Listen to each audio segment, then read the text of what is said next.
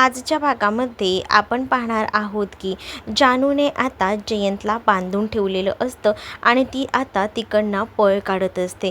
जेव्हा ती आता तिकडनं जात असते ना, तेव्हा मात्र आता ती विचार करत असते की आता याच्या ताब्यात नाही राहायचं, आपण तिथून निघून जायचं। पण त्या जंगलात ना आता सिद्धू आणि विश्वासुद्धा आलेली असतात।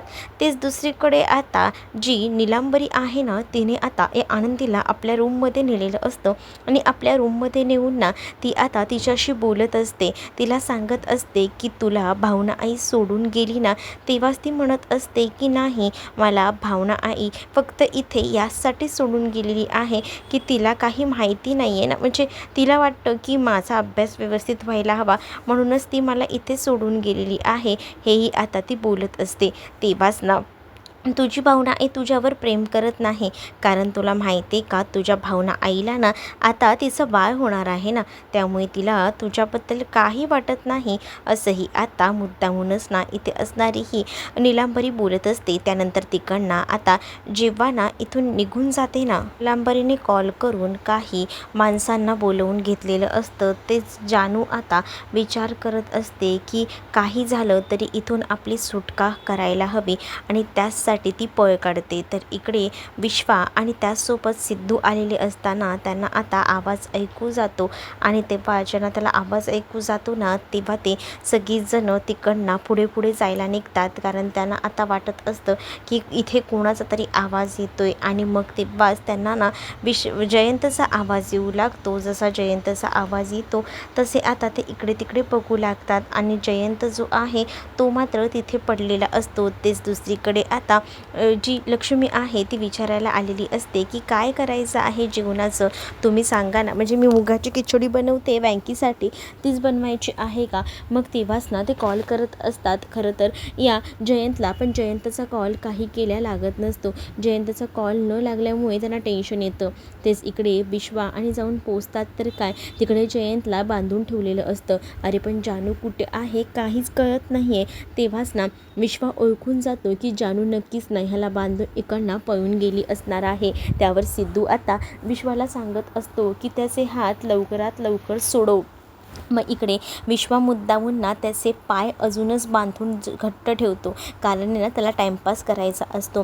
त्यानंतर कशीबशी सुटका होते, पण तो विचार करतो की ह्याला इथून सोडायला नको, ह्याला जर इथून पाठवलं ना तर हा लगेचच ना त्या जानूला पकडेल। मग आता सिद्धूला विश्वास सांगत असतो की तू एक काम करायचं आहे, मी तुझं काही ऐकणार नाही आहे, आताच्या आता तुला ना लक्ष्मी काकूच्या घरी जायचं आहे। मग तिथे सिद्धूला डाऊट वाटत असतो, तर सिद्धू तिकडनं निघून जातो। तर विश्वा जयंतला डॉक्टरकडे घेऊन जायचं या बहाण्याने तिकडनं घेऊन जातो। तेच आता दुसरीकडे श्रीनिवास आणि त्याचसोबत लक्ष्मी बोलत असतात। श्रीनिवासांनी मुगाची खिचडी स्वतःच केलेली असते आणि तेव्हाच ना श्रीनिवास यांना हरीशचा फोन येतो आणि हरीशचा फोन आल्याबरोबर ना हरीश आता त्याला म्हणत असतो की बघा, मी ना चहाच्या टपरीवर जाऊन इन्फॉर्मेशन काढली आणि तेव्हाच मला समजलेलं आहे की तिथे एक माणूस आपल्या टपरीवर नजर ठेवून होता, त्याचं नाव ना डीडी असं आहे। डीडी असं नाव घेतल्याबरोबर लक्ष्मीला धक्का बसतो।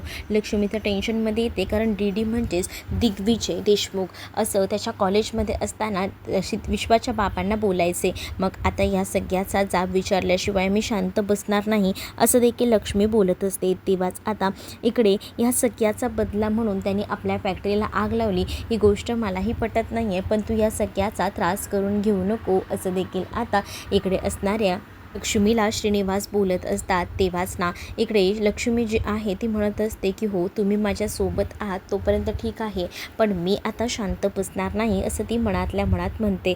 ते जानू तिकडनं कशीबशी सुटलेली असते, तेवढ्यातच तिला एक माणूस भेटतो। त्या माणसाला ती म्हणत असते की प्लीज मला सासवडपर्यंत सोडा का, तर तो माणूस गाडीत तिला बसवतो। तेच दुसरीकडे आता या नीलांबरीने काही तिथे आता संस्थेमधनं बोलवलेलं असतं, म्हणजे लहान मुलांची चौकशी करून लहान मुलांवर जर अत्याचार होत असतील आणि त्यांची पालनपोषण बरोबर घेतले जात नसेल आणि हे भलतेच कोणाची तरी मुलं घरामध्ये जर तुम्ही सांभाळत असाल, तर त्यासाठी काही माणसांना तिने बोलवलेलं असतं आणि ती माणसं आल्यानंतर आनंदीला भेटायला आलं आहोत असं सांगतात।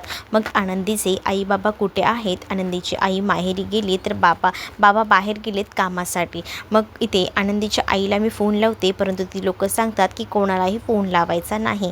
तेच इकडे जेव्हा लक्ष्मी भरवत असते बँकेला तेव्हा बँकेचे बालपणीचे दिवस आठवतात.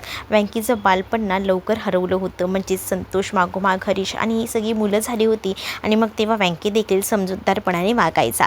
कारण संतोषचा हट्ट असायचा भरवायचा. बँकेला भरवल्यानंतर बँकेत स्वतःहूनच खायचा. मग हे सगळं काही लक्ष्मीला आठवतं आणि लक्ष्मी मग त्याला म्हणत असते की कधी पोरं तुम्ही मोठी झालात ना काहीच कळलंच नाही. आणि त्याच वेळेला हे सगळं बोलत असताना ना दुसरीकडे आता पाहायला मिळत असतं की जेव्हा लक्ष्मी त्याला भरवत असते ती म्हणत असते की खऱ्या अर्थाने ना आज मला खूप जास्त आनंद झाला आहे की तुला हे मला भरवता येते असंही आता ती म्हणत असते. तेव्हाच ना इकडे आनंदीला काही प्रश्न विचारले जात असतात. आनंदीला जेव्हा प्रश्न विचारले जातात तेव्हा आनंदी त्या प्रश्नांची उत्तरं अगदी करेक्ट देत असते. पण रेणुकाला टेन्शन येत असतं कारण ती विचार करते की जर आता आनंदीने एकाही प्रश्नाचं उत्तर असं वेगळं दिलं ना तरी लोक आनंदीला इथून घेऊन जातील. कारण खरं तर सिद्धू आणि भावनाची आनंदी ही मुलगी नव्हती आणि त्यांच्याकडे अजूनही कसलेच डॉक्युमेंटेशन नव्हते की त्यांची ही मुलगी आहे हे सांगण्यासाठीचे. त्यामुळेच रेणुकाला टेन्शन आलेलं होतं. ते दुसरीकडे हॉस्पिटलमध्ये गेलेली असताना इकडे मात्र आता लक्ष्मीला तिचे भाऊ भेटतात. म्हणजे दिग्विजयांना ती जाब विचारते आणि म्हणते की तुम्ही फॅक्टरीला आग लावली, तुम्हाला माझं सुख बघवतच नाही का? तेव्हा ते म्हणतात की मी का फॅक्टरीला आग लावू, मी काही केलेलं नाही आहे. पण त्याच वेळेला ती त्यांना म्हणत असते की मला माहिती आहे तुम्हीच हे सगळं काही केलेलं आहे ते. मग तेव्हाच ना दुसरीकडे मात्र या सगळ्या गोष्टी मी केलेल्या नाही आहे असंही आता ते बोलत असतात. तेव्हाच ना असं म्हणायला हरकत नाही की तुमच्यामुळे माझ्या वडिलांची अवस्था आजपर्यंत काय 40 वर्ष झाले माझे वडील पॅरालाइसच्या अटॅकमुळे असे एका जागेवर पडलेले आहेत. मग या सगळ्यामध्ये मी काय बोलायला हवं सांग ना. मग तेव्हाच ना लक्ष्मीचं लक्ष जातं. लक्ष्मी बघते तिच्या बाबांना खरंच खूप जास्त लागलेलं असतं. म्हणजे त्रास असतो त्यांना, एका जागेवर असतात. आणि मग लक्ष्मी आपल्या बाबांकडे जात असते. पण तेव्हाच ना तिला तिचे भाऊ म्हणजे दिग्विजय अडवत असतात. पण लक्ष्मी त्यांचं ऐकत नाही. मी आता बाबांना भेटणार असं बोलून बाबांकडे जाते आणि बाबांना म्हणते की बाबा माझ्याकडनं काही चुका झाल्या असतील तर मला माफ करा, पण 40 वर्ष तुमची आठवण काढली नाही असं एकही दिवस गेला नाही बघा, मला तुमची खूप जास्त आठवण यायची असंही आता म्हटलं जातं.